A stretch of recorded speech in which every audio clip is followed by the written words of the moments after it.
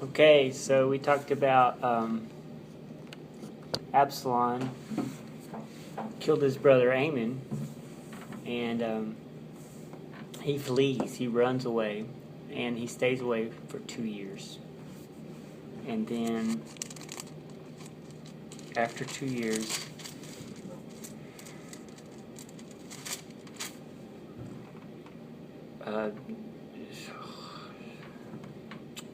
Joab gets involved.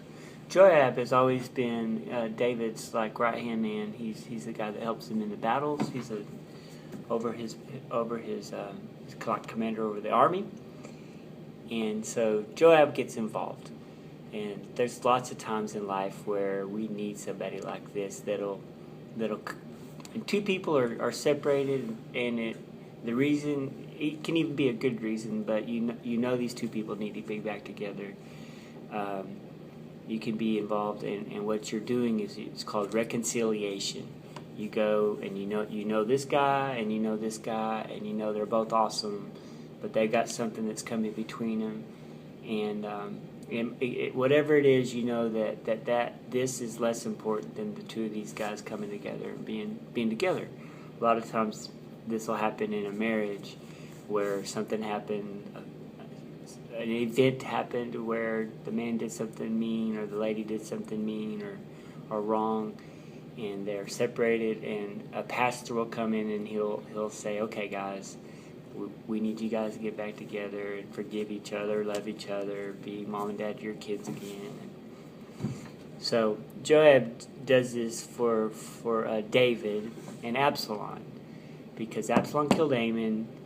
David and him have a bad relationship. So Joab comes in and he gets this lady who's an actress, okay? So she has to be this awesome actress, and she goes before the king and she has to pretend something. She goes before the king and she has to pretend like she's been crying and she's just been mourning forever and ever and ever. And because she has this horrible thing that's happened, and all of this is totally just an act. None of this has happened. It's just a story. Okay, so she goes in before the king, and she's just looks like she's been crying forever. And what the story she gives him is that she had two boys, and they were in the field, and there was no one else around. And the two boys got in a fight, and one of the boys killed the brother. And does it sound like David's story a little bit? One of the boys killed the other boy. Nobody was able to help. And so one of her kids is dead. And now the other kid that killed him, everybody in town wants him to go away. They want to banish him. They want to kill him. So she's got one kid that's dead and the other kid that's just as good as dead, because everybody hates him and wants him to go away or wants to kill him. So she's pretending this story. She's telling this story to King David. And she's like, all I need to do is I need everybody to lay off him and let him live, because what he did, it was just a freak thing. They got in a fight. And I don't want this to destroy our family. It's killing our family. Everybody hates him in the family. And how am I ever going to have grandkids? And I'm a widow. And he won't have any family because they're going to kill him. And my life is over. It's horrible. We just need everybody to forgive everybody so that he can come home and take care of me. And it's horrible. So she says they would put out, if they killed him, they would put out the only burning coal I have left. It's like my only hope in life is for my boy. It's all I got left is my boy, and everybody wants to kill him. And David is trying to be a good king. He doesn't know she's just totally acting this story out. He says, I will issue an order on your behalf. I'll take care of this. I'll issue an order. This is important. I agree with you. She totally, everybody needs to forgive him. He needs to live with you. I will issue an order. I'll take care of it. And then she's like, oh, no. I don't understand this next part. It says, my lord the king, let the blame rest on me and on my father's family, and let the king and his throne be without guilt. I have no idea what that means. If y'all do, y'all let me know sometime. But then the next thing he says, if anybody says anything to you, bring him to me, and I will be sure that he will not bother you again. So it's like, I am so going to take care of this. This is important. So I'm on your side. Everybody needs to forgive him. And then another reassurance he gives. He says, as surely as the Lord lives, not one hair on your son's head will fall to the ground. David is so going to take care of this, because this is so wrong. And let's see.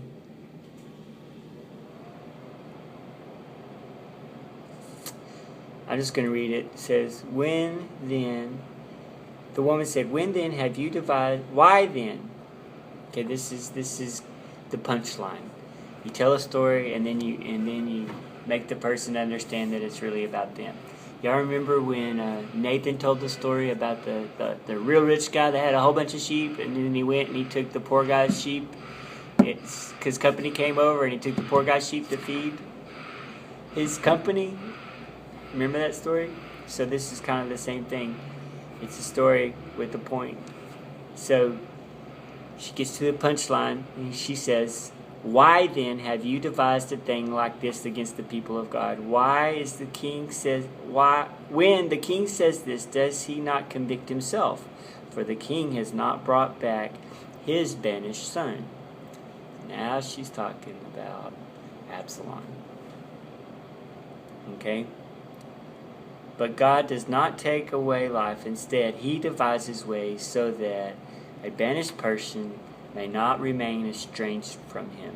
That basically says God is all about reconciliation. God wouldn't want somebody just to go away. He would want for them the estranged person, not to remain away, but or banished, but to come back. He devises ways for that to happen, for people to get back right together. So the king looks at her. He says, I can just see the look on his face. He says, tell me the truth. The way he is in the Bible says, isn't the hand of Joab with you in all this? Or in modern language it'd be, Joab put you up to this, didn't he? So she's like, very well. She's like, I can't tell a lie. Yes, it was your servant Joab who has instructed me. And the king says, very well, I will do it. Go bring back the young man Absalom. So Absalom comes to town, lives in Jerusalem, but king still won't go see him. So for 2 years, I think it's for another 2 years,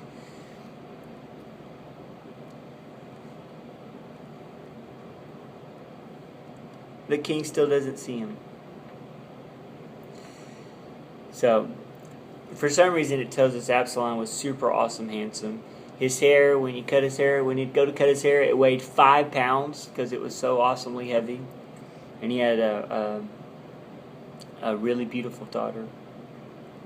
So later Absalom's gonna try to make himself king, and that's one thing that helps him is he's so good looking. So there it is. Absalom lived 2 years in Jerusalem without seeing the king's face. So finally he gets kind of ticked off about it, and he sends for Joab and he says, hey Joab, what's up? What gives? I came to town to see Dad, and it's been 2 years I haven't seen Dad yet. Joab doesn't answer him. So he sends another message. Joab doesn't answer. Nothing from Joab. So finally, he finds something that belongs to Joab. Joab has this field of a total field of I don't remember, barley or wheat or something. So he goes and he sets Joab's field, totally catches it on fire and burns it all up. Joab finally starts paying attention, and he comes to Absalom and he's like, what the heck, man? Why are you burning up all my stuff? So Absalom's like, well, Joab, you weren't paying attention to me. I'm trying to get your attention. So he finally got his attention. So Joab's okay, I'm here. What do you want? So he says, I want to see my dad. I haven't seen my dad. So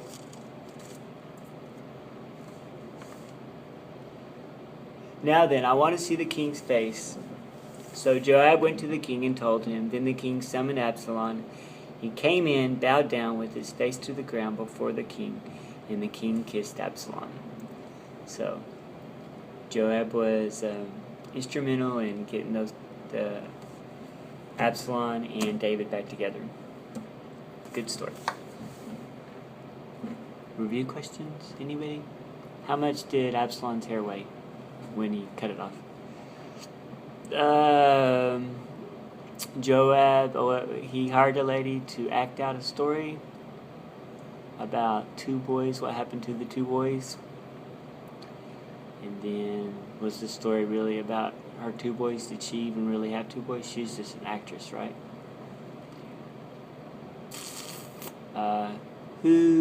What's the name of the man that was in charge of this reconciliation? Who put it all together? What did Absalom do to get Joab's attention? And how many years did he wait or how many years was he in Jerusalem before he got to see his dad? How many years was Absalom there before he got to see dad? Have a good night.